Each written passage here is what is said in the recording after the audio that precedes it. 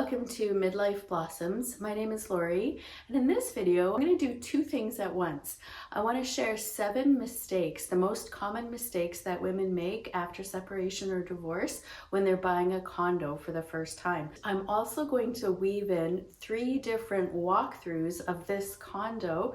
The first one is the first viewing with my real estate agent before I even decided to buy it. The second walkthrough is about 6 months after I was here. And the third walkthrough I just did today, and it's still not quite fully furnished, but it's much better. It's definitely livable. Also, there's a park over here, which you'll see as we do the walkthrough. They're repaving the walkway that goes around the pond that's just over there. You hear construction, it's actually a good thing, because that means that they're getting the work done. I bought this place in August 2023, and the asking price was $389,000 Canadian, and I made an offer of $380,000. The first most common mistake women make when they're buying a condo is something that I did, and that is rushing the decision. As soon as I walked in, I decided for sure I'm gonna buy this place. I definitely want it, and so I made a very hasty decision, not just buying this place, but also separating from my husband. If you're looking for a place, make sure that you take your time, don't make a hasty decision, and try to get as much information as you can before you actually decide to buy. The second most common mistake that women often make is something that I did as well, and that's not getting emotional support from friends. I really don't have any family to lean on, so for me it's really my friends who are my family. I didn't really talk to them as much as I should have before I bought this condo, but it still worked out really well. I love living here. I'm so glad that I moved not only to this condo, but to this province and to this city. The third most common mistake women often make is not understanding the financial implications of actually buying a condo.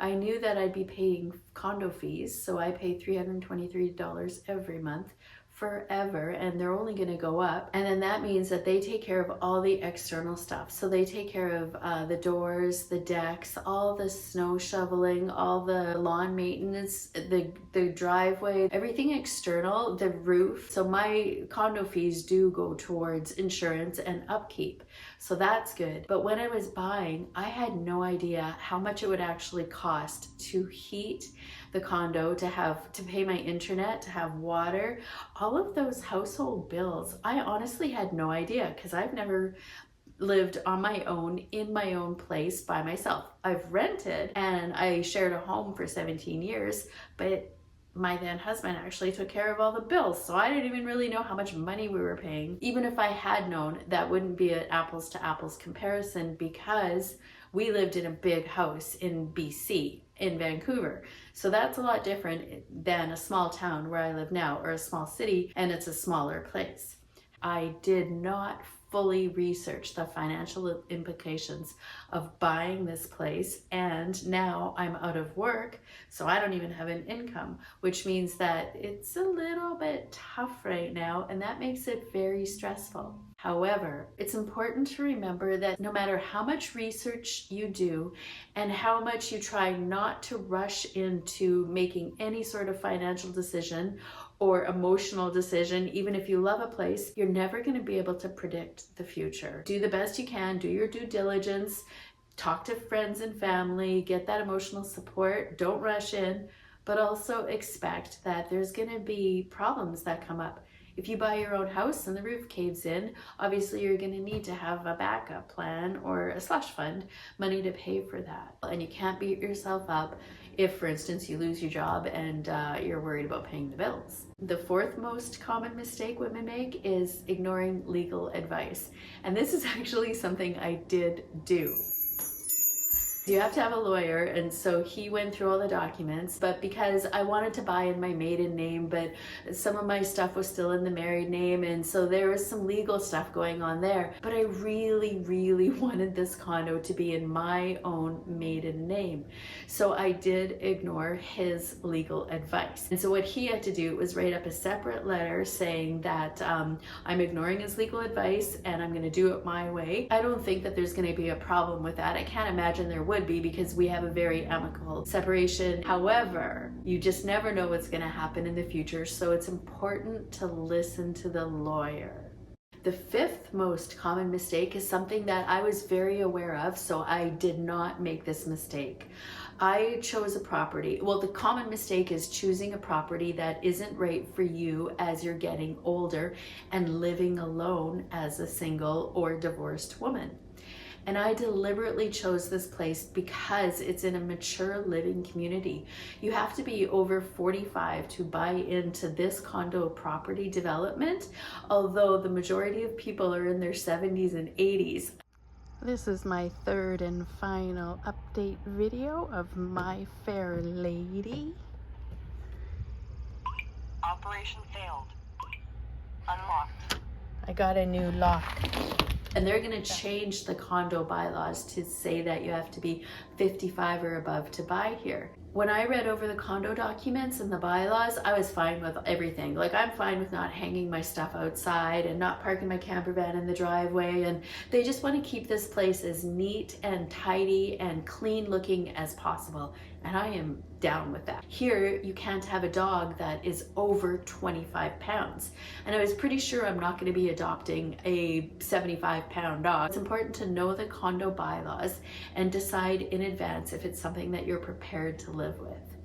Also, be prepared for condo bylaws to change. Right now, they're rewriting the condo bylaws. And if possible, try to meet the people that you're going to be living nearby.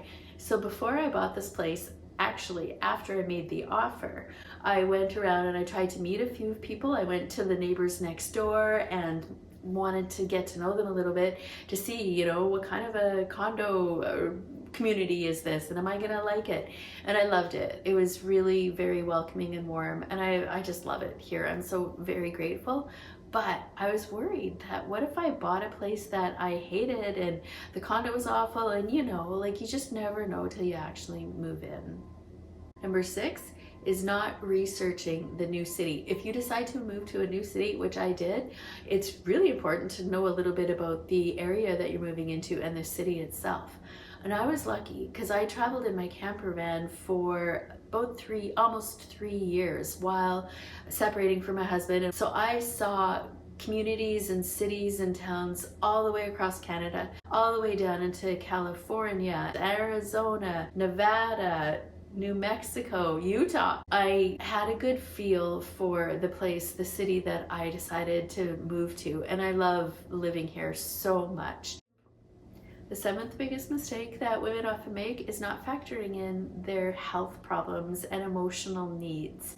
For instance, I knew I did not want to live in a really quiet, private neighborhood that would require me to get in my car and drive places in order to get groceries or go to the library or browse around the thrift store. So if you're buying a condo, buy a place that you would be able to feel emotionally happy in.